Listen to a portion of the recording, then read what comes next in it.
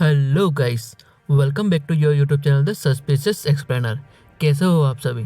I hope सब अच्छे होंगे और अच्छे रहने भी चाहिए।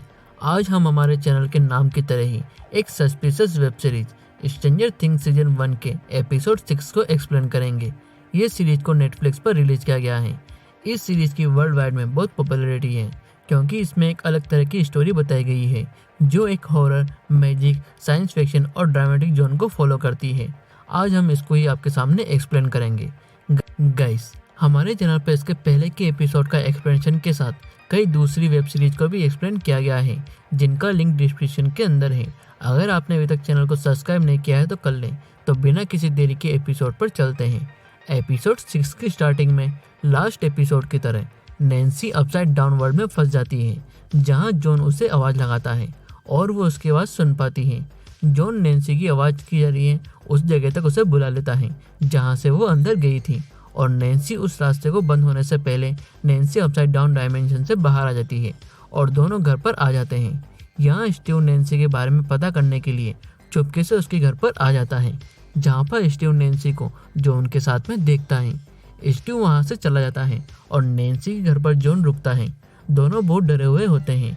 जहाँ नैन्सी जॉन को बोलती है कि वो मॉन्स्टर वापस आ सकता है, तब जॉन नैन्सी को बोलता है कि वो यहाँ पर नहीं आएगा। नेक्स्ट मॉर्निंग जॉन जागता है जहाँ नैन्सी पूरी रात नहीं सोती है क्योंकि उसको बार बार वही मॉन्स्टर और उस जगह के ख्याल आते हैं।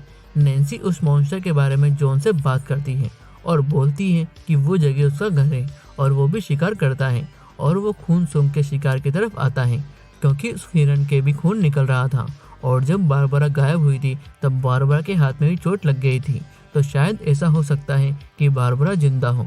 तो हमें उसे ढूंढने के लिए मॉन्स्टर के पास उसी जगह पर वापस जाना होगा। नेक्स्ट सीन में यहाँ जोइस के घर पर दिखाते हैं जहाँ पर उसके पास में हॉपर रहता है और वो जोइस को विल और उस लैब के बारे में बताता है।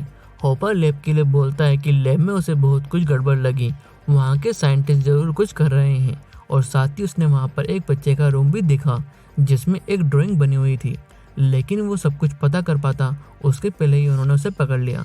जोइस हॉपर से ड्राइंग के बारे में पूछती है और बोलती है कि वो विल नहीं हो सकता है।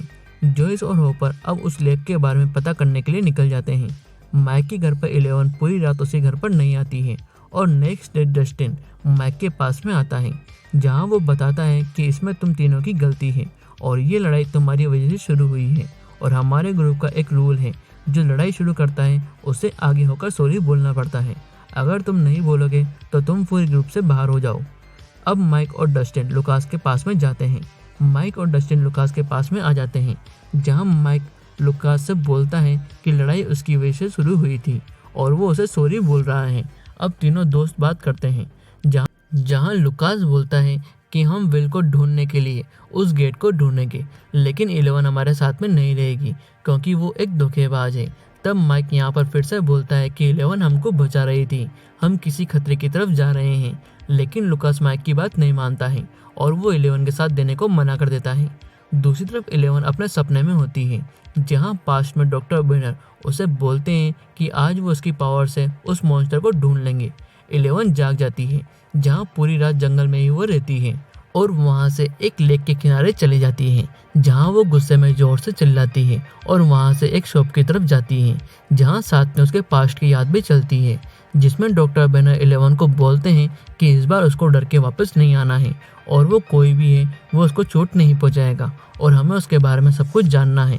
प्रेजेंट में 11 शॉप पर कुछ सामान ले लेती है और वहाँ से अपनी पावर के जरिए बिना कुछ पैसे दिए चली जाती है। जोइस और हॉपर डॉक्टर बेनर के बारे में पता करने के लिए एक लेडी जो पहले डॉक्टर बेनर के साथ काम करती थी उसके पास में आ जाते हैं और उससे लैब और डॉक्टर बेनर के बारे में पूछते हैं जहां उस लेडी टेरी की सिस्टर बताती है कि टेरी अब सोच समझ नहीं सकती है और वो बोलती भी नहीं है। टेरी की सिस्टर हॉपर को बताती है कि लैब में डॉक्टर बेनर उसके जैसे दूसरे वॉलंटियर को पैसा देकर उनके ऊपर एक्सपेरिमेंट करते थे और उनको नमकीन पानी में डालकर उनके दिमाग की शक्तियों को बढ़ाते थे। इससे टेरी को कोई असर नहीं हुआ, लेकिन वो उस टाइम प्रेग्नेंट थी और उसके बच्चे का मिसकैरेज हो गया। साथ ही टेरी की सिस्टर बताती है टेरी अभी भी उसकी बेटी का इंतजार कर रही है। उसकी बेटी के पास कुछ पावर्स हैं जैसे टेलीपैथी और माइंड कंट्रोल करना। इसके साथ साथ ही 11 को भी दिखाया जाता है। हॉपर और जोइस को ये बात क्लियर लगती है जहाँ टेरी की सिस्टर बताती है ये बस उसकी सोच है और कुछ नहीं। दूसरी तरफ नैन्सी और जॉन उस मॉन्स्टर से लड़ने के लिए कुछ आर्म्स के सामान खरीद लेते हैं और यहाँ पर स्टीव उन दोनों को देख लेता है। जहाँ स्टीव नैन्सी को बदनाम करने के लिए रोड पर उसके नाम लिख देता है और नैन्सी और स्टीव की फाइट हो जाती है, जिसके बीच में जॉन आ जाता है। जहाँ जॉन और स्टीव की फाइट होती है, जॉन स्टीव को मारता है और इसी बीच पुलिस वहाँ पर आकर जॉन को पकड़ लेती है और पुलिस इस बात की इंफॉर्मेशन होपर को देती है, जिसके साथ में जॉयस रहती है। जॉयस और होपर को टेरी के घर से कुछ पता नहीं चलता है। माइक और डस्टिन से लुकास अलग हो जाता है और अकेला ही विल को ढूंढते हुए रेस्ट्रिक्टेड एरिया में आ जाता है। माइक और डस्टिन यहाँ 11 को जंगल में ढूंढते हैं। उसी बीच माइक और डस्टिन के पास में उनको परेशान करने वाले स्कूल के लड़के आ जाते हैं। डस्टिन और माइक वहाँ से भागते हैं। साथ में लुकास कंपास के जरिए उस एरिया के पास में पहुँच जाता है और वहाँ से उस लैब को देखता है। माइक और डस्टिन को दोनों लड़के पकड़ लेते हैं और माइक से पूछते हैं कि उसने कैसे उसको हिप्नोटाइज किया था। माइक बोलता है उसे खुद कुछ पता नहीं है। दोनों लड़के डस्टिन को पकड़कर माइक को पानी में कूदने के लिए बोलते हैं। जहां माइक अब डस्टिन को बचाने के लिए पानी में कूद जाता है, तब वो देखते हैं कि माइक के कूदने के बाद वो हवा में फ्लोट होकर वापस ऊंची जगह पर आ जाता है। ये सब 11 ही करती है। जहां अब 11 को मारने वो लड़के आते हैं, लेकिन 11 उन्हें अपनी पावर से भगा देती है और उसकी पावर यूज करने के कारण वो कमजोर हो जाती है और वहीं पर गिर जाती है। जहां अब उसका पास्ट चलता है, जिसके अंदर 11 वही डार्क वर्ल्ड में पहुंच जाती है जहां डॉक्टर बेनर ने उसको भेजा था। 11 देखती है कि वहां पर वही मॉन्स्टर कुछ खा रहा होता है।